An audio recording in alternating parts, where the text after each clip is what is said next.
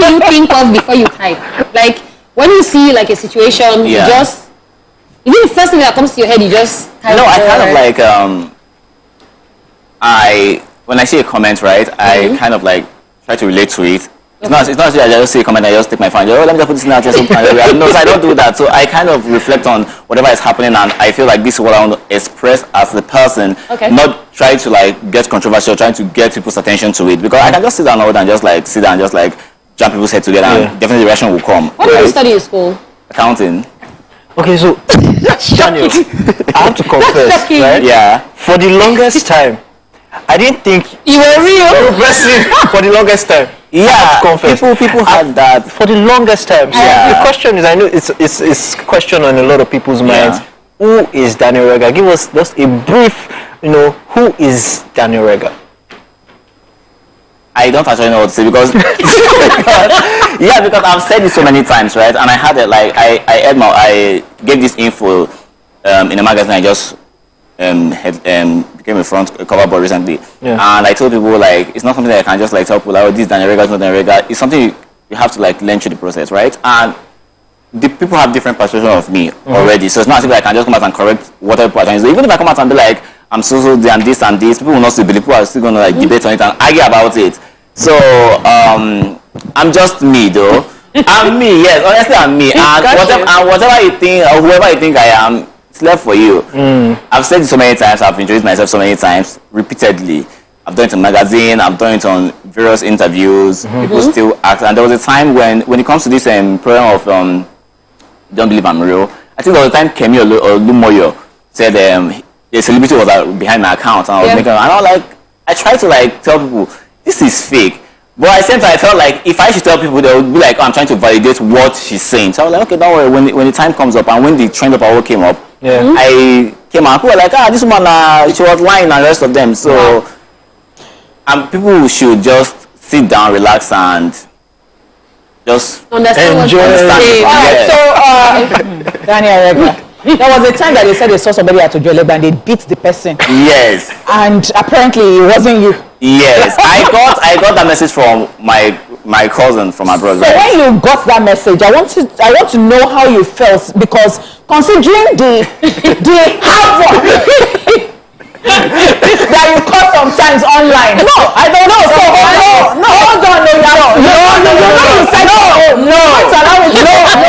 I don't cause havoc online. No, it's not your intention. No, there is this hate train already going on, right? Why could that be? I know people are obsessed. People are obsessed. So do you sometimes get afraid, become scared that, hey, these people catch me? No, the thing about the thing is that people come out and be like, when I get you, right? I get, even for coming here, I have so many threads on my Instagram, basically they go to Instagram, the one that cannot reach out to me to comment, and like, oh, when I get you, I've gotten from so many people, influential people, I don't want to mention names. Oh wow, that's surprising. From regular people too. And they'll be like, when I get you, I will do you, your teeth, this and that. And sometimes I just sit there and I just pick up this, I just look at it, I laugh. Why? Because let me see your teeth. I just pick up my phone, and I look at them and I laugh. Because most of the time I've seen these people who make this threat physically. So I've seen, but they don't know that you are the one. They know I'm the one. Obviously, there's no how you can know I'm the one. I've seen most of these elite people that when I go to function, I see them. And sometimes I just greet them. I'm like, good morning, sir. And they just look at me, you did this? I say, because I'm actually looking for this is time for you to beat me, right? Because me self, like, if you beat me that once. Daniel, because I'll tell you the truth, seeing you lanky like this, I was expecting somebody that's, but I always say I'm the Bashandi. Like, I don't have physical strength. Like, personally, someone comes to beat me. Yeah. But there's no one is like, I see that I know you just beat me, you understand? Yeah. But at the same time, it doesn't mean that because I'm like Bashandi or I'm Daniel, I have a question to ask. Yeah. Okay. Right? What's the situation with Davido and this 20 million naira for charity? Thank you. So I know that I'm going to say this. I'm going to say it once. I'm going to say it here and now. Like, you cannot come out and tell people's emotion. My annoyance with the whole 20 million of the thing is not because you came out to say I'm going to give 20 million, right? It's your money. But you coming out to tell people that, if you have business idea, drop a business idea online. I'm going to pick out 20 people from the comment section to like credit you 1 million for one person. That's where he made the mistake. Like when you tell people to drop their business ideas, if, for example, I'm scouting for business ideas, right? I want to like invest in something, and I'm like, oh, well, I just come to comment section and I see people dropping different ideas. Now you could have come out and be like, oh, since drop the money. Like, what's stopping me from dropping the money? It's 20 million for Christ's sake. You came out and you partied and you spent about $30,000 some weeks after. So you should drop the money. When you make a promise, you fulfill it. Okay. All right. So I know you also said something about Thames. Yeah. Yes, and the Grammys, and our Thames has won Grammy, and you said it was favoritism. Definitely. How do you know? Are you among the Grammy? Grammys work with favoritism. If you've been following the Grammy for some years now, okay, most people who deserve the Grammys don't win it. You have to play the Grammy boy or the Grammy girl, do what they want to do before you win the Grammys. Like, I'm not saying like Thames didn't work for it, right? What I'm trying to say is that as an artist, I don't like, though she won the Grammys thanks to Future and Drake, right? But as an artist, I think people still have this idea of, oh, when you win a Grammy, you are a solidified artist, you are up there, you are a great. You are not a great. There's some people that have not won Grammys. That many of them, Nicki Minaj, Snoop Dogg, Katy Perry, these are legendary artists. No Grammys. Why? Grammys is a sexist this thing. They play by favoritism. When you do something, you go against them, they just drop you. It happens all the time. So I think when I said Thames won a Grammys thanks to Grammy favoritism, I'm not saying that she doesn't value a Grammy. At the level she's now, she have not done anything that merits her a Grammy, to be frank and sincere. I'm not trying to be like a hater or whatever.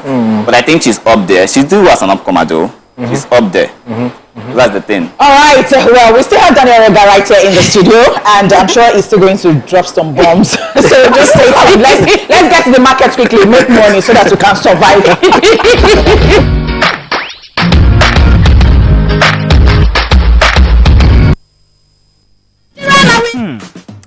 So, have you ever wondered what happens behind the curtains of a man's mind? Or perhaps you're one of those who wonder what men talk about when they gather. Well, here goes. Imagine what it takes to put together the perfect cocktail. Or maybe mocktail. We need a bit of sports, a sprinkling of current affairs, some very deep topical issues,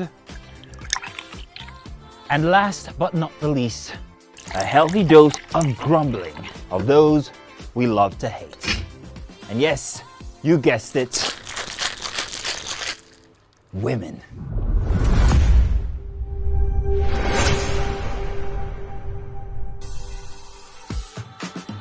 So, if you catch the drift, then you're onto something.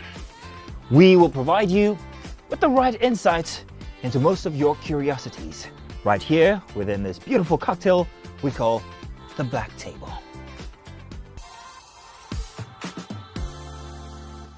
Just happen to be sitting down here because me and Lanky, they can beat me. So let's just get that out of the way. All right, so back in 2022, you tweeted that Davido and Wiz needed to have a collaboration, right? Yeah. And then they now decided to have a collaboration. Now you have a problem with it. So yeah. I'm not understanding. Yeah, when I said Davido and Wiz needed to have a collaboration, I don't mean just... Tour. This is even a whole tour now. Yeah, I don't mean just jump into a collaboration. Like before you have collabs with an artist, you should have that friendship. At least you should have at least... They should have at least united the fan base, right? You can't just come out and be like, oh, I think it's the best time, because right now I think they're doing it for the money, not because they want to like have that intense friendship or whatever. Like, I want them to have a collab to unify the fan, because 30BG and we see they're very toxic to each other, towards each other. And I feel like before you come out and I want to have a collab, are you and Wizkid friends? Are you and Davido collabing together? Like, what's the relationship outside the business line? That's the thing. So personally, it don't sit well with me, because I've not seen Wizkid come out for once and be like, oh, 30BG, stop being toxic, let love lead. I've never seen it. Even when Davido comes out and like throw, I don't know if it's for publicity or for clout, comes out to like, oh, congratulations on your Grammy, congratulations on your first time. Davido, Wizkid doesn't acknowledge the post. So how can you tell me that you want to go on a tour with someone you've never acknowledged, you've never respected online, you've never called your fans to like back down or something? Even when they come out and be like, oh, Davido uses this song for ritual, you didn't say anything, you kept mute. So it doesn't make sense to me. It still doesn't make sense to me. Okay. So I really just want to know, like, what is your business in all of this? It's my business. No, the thing is that, right, when celebs make things public, it's becoming the public opinion. Yeah. Anything can be. It's open to interpretation. If you don't want people to comment on your post or your whatever, you keep it to yourself. It's as simple as ABC. So if you have an opinion about the opinions or whatever I do, I should also have an opinion. I'm entitled to freedom of speech, freedom of thinking. Okay, so I'm going to ask you, right? You've also come for Burna Boy. Yeah. When he apologized to his fans after the show, you came for him, and you also criticized him about the thing that happened in the club as well. Yeah. Right. So explain that situation. Apologize to his fans. Yeah. After the show. You mean that's half-baked apology? Yeah, That's yeah. half-baked apology. Half-baked? Yes, half-baked apology, because he never took accountability for what happened. Rather, he was trying to portray the fact that, oh, I came on time, or it was based on my team did this. You never apologize, really apologize for, oh, I'm sorry for coming late. People are not upset because Burna didn't show up, right? People are upset because you came late, and you made it feel like they don't have a right to protest for you coming late. What these celebrities are doing, what these artists are doing in Nigeria, they can't try it abroad, because abroad they can sue you. You can see the Kiss Daniel in the end to apologize. Will he do it in Nigeria? No. They expect you, oh, Kiss Daniel, when I come, you should turn over the floor, be like, oh, God have come to God's on the stage, you understand? So I feel like if you want to apologize, first of all, take accountability. Yes, I'm sorry, this happened, it's never happened again. Then you apologize. Then after making the half-baked apology, he went on to throw so who are we going to vote for? You're trying to like take away the fact that you came late. So you want to use politics to kind of cover up. That's why I said this half-baked apology. So the apology was not sincere. Quickly, right? And you know, social media is people say, especially Twitter, Yeah. you hide behind the keyboards. People Yeah. say people are Twitter warriors, they hide Yeah. behind keyboards. The thing is, when you see these people physically, can you say this to them? I can't just see a celebrity and they'll be like, oh, your album is rubbish. You understand? But if I say celebrity and you walk up to me and you be like, oh, I saw what you said, I'm going to say yes. Like say, when I do make comments, I don't make it out of place of face. I'm not going to come out that your album is rubbish, you understand? So I'm going to like, oh, your album doesn't make sense. Yeah. Then if you want like monk to the brand, this same thing I insisted. But then just come out and be like, I see Whiskey. No, Whiskey, your album is not making any sense, so it's rubbish. That is looking for trouble. Yeah. I've said it. And the reason why I kind of call your name out is so you know I'm talking to you. I'm not just trying to like throw shade over there. And I say come to comment, I say drop it. If you like, you reply. I don't actually care though. Alright, so you mentioned Kiss Daniel. Kiss Daniel too has collected water in your hands. It's not water. And No, it's not. Because you said Buga, like it was not befitting of the video was not befitting of. Yeah, so TJ Omori collected, Kiss Daniel collected by extension. What was that about? What do you think that was about? You didn't like the video. I didn't like the video. I liked the song. Okay. If you hear Buga, what do you think? What comes to your mind first? You said it lacks inclusivity. So Yeah. what was missing for you? Everything was missing. Like when you hear Buga as a song, you have this idea that, oh, it's just about me waking up, doing my normal grind, being happy regarding the situation, whether I'm rich, poor, it doesn't matter. Then you come to the video, you start portraying mostly the elite and carnival. How does it relate? This is not like saying Nicki Minaj Starship Pound the Alarm, right? You can see that Pound the Alarm relates with her carnival theme. That's how it works. But Buga doesn't. There's no tally. And then you come out as a producer, I don't actually see the hype behind what Omori is doing though. But then you come out as a producer. When you make a video, you don't tell everybody to like clap for you and cheer you up. You have to open your mind. Oh, this is why you're a producer. You take criticism. Then you come out. I tell you that your video doesn't like. I didn't actually say your video was trash. I said it doesn't match. Then you come out and picked offense and start throwing shade and whatever. Me, I don't like the video. That's why I don't like the video. The video doesn't make sense. All right. To me. All right. So everything you have heard today, you heard it from the horse's mouth. It is not from us, and that was why we invited him to come and clear the air and let us really get into his thoughts. Daniel Regha, I mean, I would really like to quickly know, what exactly do you do at the moment? Like, what do you do for a living? So many things. Like, in one sentence? Oh, hustler. Hustler.